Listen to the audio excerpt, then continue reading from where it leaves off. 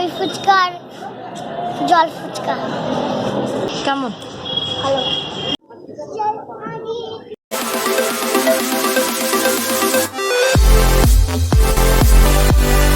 নমস্কার বন্ধুরা, আজকে চলে আসলাম অন্য একটা ভিডিও নিয়ে, যেখানে যাব আমরা 101টা মন্দির, 101টা শিব মন্দির, রাজার বাড়ি, এগুলো ঘুরতে যাবো। তার জন্য ট্রলারে উঠে পড়েছি। ট্রলারে করে যেতে হয় আমাদের বাড়ি থেকে, আমাদের বাড়ি শান্তিপুর, আর 101টা মন্দিরটা অম্বিকা কালনা। তার জন্য ওর গঙ্গাটা পার হয়ে আসতে হয়, তার জন্য ট্রলারে উঠে আসলাম। 101টা মন্দিরটা দেখতে খুবই সুন্দর লাগে, সবাই এখন দেখতে আসে। মন্দিরটা দেখো কত সুন্দর লাগছে।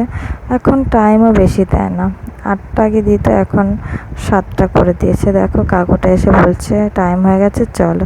ঘোরা হয়ে গেছে। আমাদের অম্বিকা কালনাতে একটা দই ফুচকারও দোকান আছে, যেটা নাম করা, ভালো দই ফুচকাটা খেতে।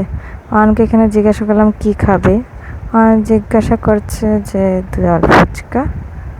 তা আমি বললাম ঠিক আছে চলো, এখানে কি কি পাওয়া যায়। এখানে অনেক কিছুই পাওয়া যাচ্ছে মেনুতে। তো আমাদের অর্ডারটা নেওয়ার জন্য প্রচণ্ড ভিড় হয়েছে, কিন্তু তার মধ্যে আমরা অর্ডার পেয়ে গেছি। অয়ন এখানে জল ফুচকা খেতে দাঁড়িয়েও পড়েছে।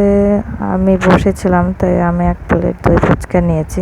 আমি জল ফুচকা খাইনি। অয়ন বললো আমি একটু টেস্ট করে বলছে খুব ভালো লাগছে এটা।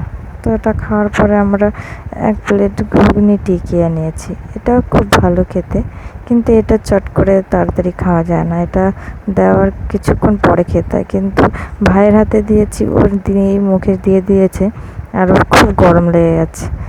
তো তারপরে নিলাম মুখটা ঠান্ডা করার জন্য পাপড়ি চাটের উপরে আমাদের এখানে একটু দই দিয়ে দেয়, খুব ভালো লাগে সেটা খেতে। ওর এটা ভালো লেগেছে, তো এটা আর 1 প্লেট নিয়েছি। একটু 1 প্লেট দইও নিয়ে, দই ফুচকাও নিয়েছি।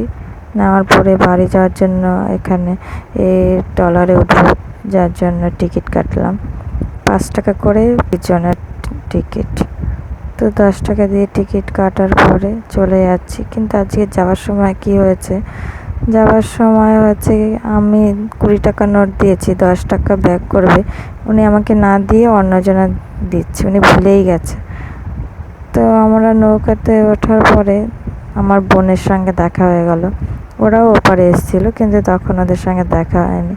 নৌকা থেকে নেমে ওরা বললো একটু চা খাবে, আমি বললাম ঠিক আছে। তো বোনের হাজব্যান্ড চা নিল। এটাও খুব একটা ভালো চায়ের দোকান, এই দোকানের চাটা খুব ভালো হয়, খুব সুন্দর চাটা হয়। তো আমাদের এখানে বসার জায়গা আছে, গঙ্গার পাড়ে কত সুন্দর বসার জায়গা করে দিয়েছে। এখানে বসে চা খেতে খেতে সুন্দর গঙ্গা পাড়ের দৃশ্যগুলো দেখা যায়। তো এখানেই কিছুক্ষণ বসে পড়লাম, চাও শেষ হয়ে যাবে, বাড়ি চলে যাবো। তো আজকের ভিডিওটা এখানেই শেষ, দেখা হবে তোমাদের সঙ্গে নেক্সট ভিডিওতে। Tata bye. ভিডিওটা ভালো লাগলে লাইক কমেন্ট শেয়ার করে দিও।